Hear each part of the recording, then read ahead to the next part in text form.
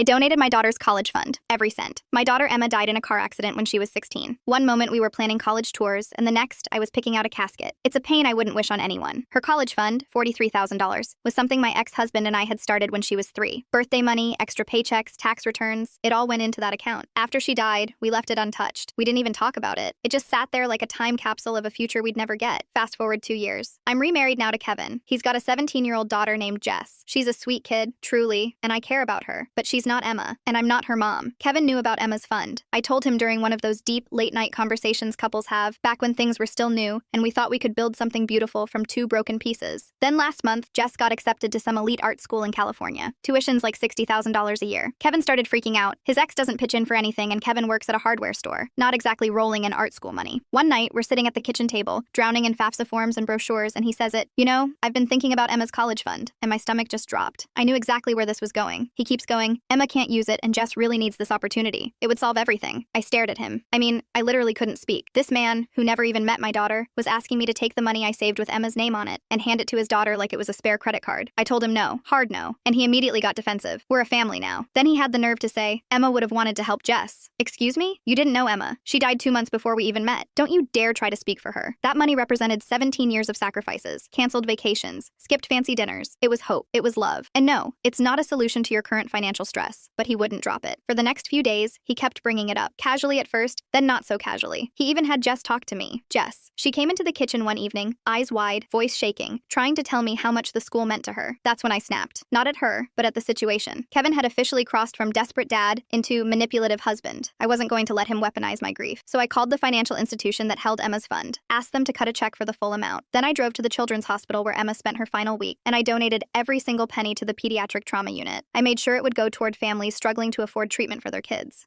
who still had a chance. When I got home, Kevin was in the garage working on his motorcycle. I told him straight up what I'd done. His face went from confused to furious in like 2 seconds flat. Started yelling that I was selfish, that I was punishing Jess for something that wasn't her fault. I told him he was right. This wasn't Jess's fault. But it also wasn't my responsibility to fix his life using the ashes of mine. That money wasn't about fixing his finances. It was about Emma. And now, it was about honoring her memory in a way that actually meant something. He stormed back into the house and called his sister to cry about how I was cold and heartless. I heard him in the living room going off like I'd just donated his kidney. His sister even called me later that night to say I should have thought about Kevin's family as my own. I told her thanks for the input and hung up. The next morning, Kevin didn't say a word to me, made himself coffee, didn't offer me any. Petty? Yep, but I wasn't surprised. Jess came down for breakfast, eyes puffy like she'd been crying all night. I felt bad for her. I really did. But she didn't say anything either. I get it. They both feel blindsided. But for the first time since Emma died, I did something that felt right. I didn't give in. I protected her memory, and I made sure her name would be tied to something more meaningful than paying off someone else's tuition.